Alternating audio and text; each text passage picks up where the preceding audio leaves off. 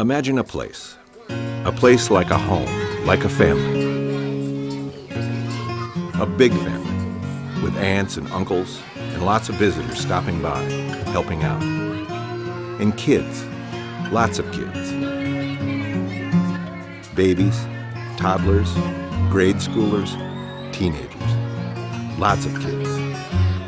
Like these kids, these faces, these eyes.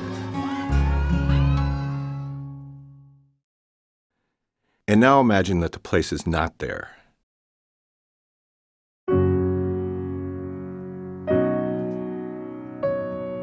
No home.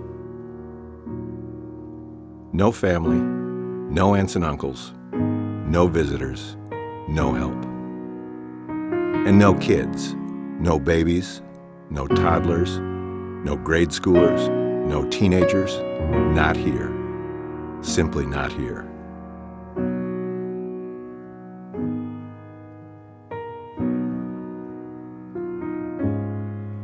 Now here's the good news. There is a place like you imagined, full of kids, full of friends, full of life, full of light. It sits on a mountain not far from the city of Tegucigalpa in Honduras. Actually, not far from here. It's called the Mountain of Light, Montaña de Luz. It's a place where kids, most of them orphans, with HIV and/or AIDS live. Underline the word live. Now here's the not-so-good news. This place doesn't have to be here. They don't have to be here. They don't have to be. There's no giant charity funding everything, no government guarantees that this place will survive, that the kids will have all they need. There is just a group of people who care. Volunteers that built the place, donors that pay for it, friends that support Montaña de Luz however they can. They are not the rich and powerful, unless you're talking in Honduran terms, but we'll get to that later. They're just a group of people who want to do something and who are grateful that they found a place and a way to do it.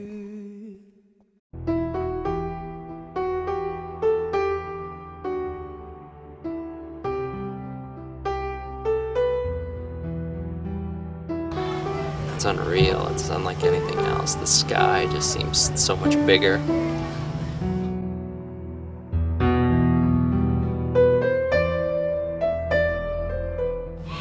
And then as soon as you look down, you're faced with such incredible poverty.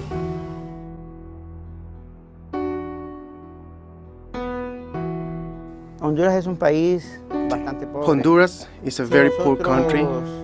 If we rank ourselves, we find that we are the second to the poorest country in Latin America and the Caribbean. After us, there is only Haiti.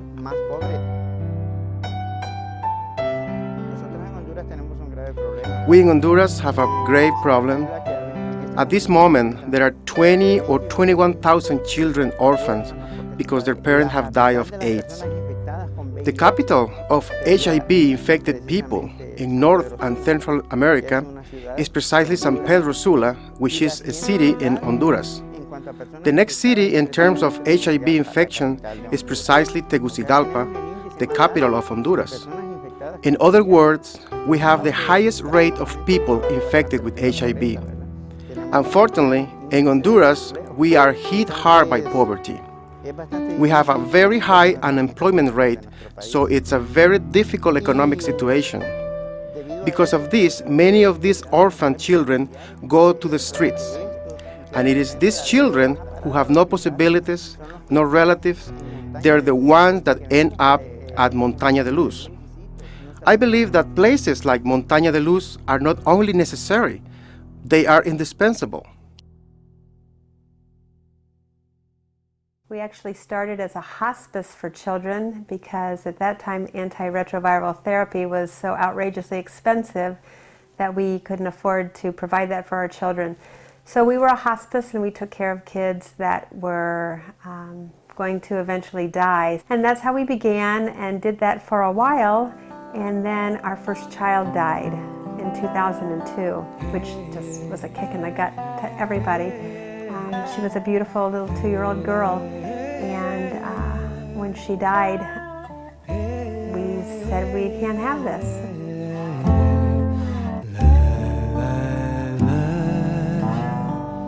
So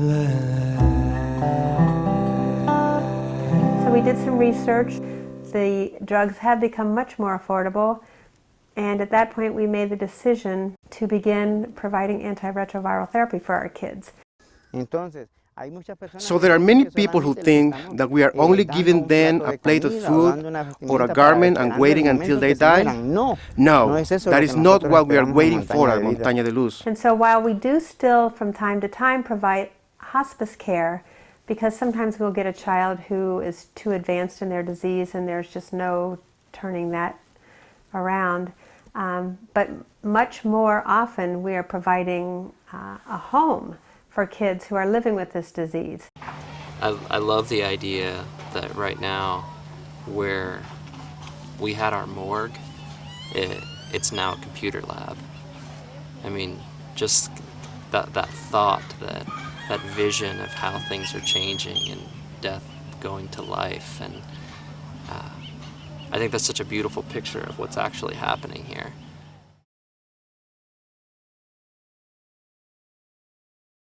Now that our children are living instead of dying, we've got the wonderful responsibility of educating them, providing them with job training, teaching them about being responsible for their disease so they don't pass this on to other people, giving them life skills.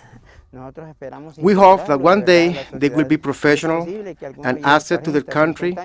We hope to integrate them truly into society.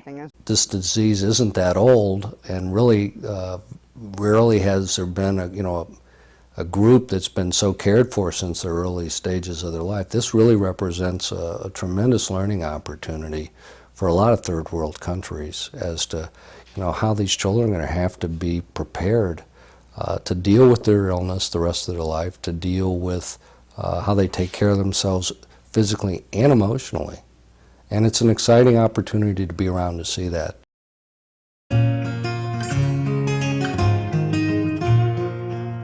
Why do anything if you can't really tackle the whole problem? Well, I think people with vision refuse to view the world that way.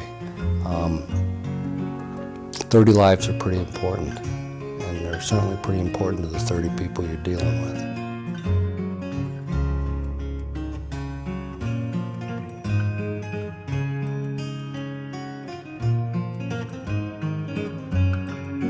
There's so many good things that happen with the mission teams. People get something out of it. The kids love the relationships with the folks that come down. We get projects done. From the youngest, from the teenagers that I've taken down to the oldest people. It's a trip that really impacts lives. It impacts the lives of the folks that go, which is the surprise for them. It also impacts the lives of the children and the staff there. To see this labor of love, because our groups work hard, but by far, ask anybody who's been down there, they will say that they've received much more than they've given.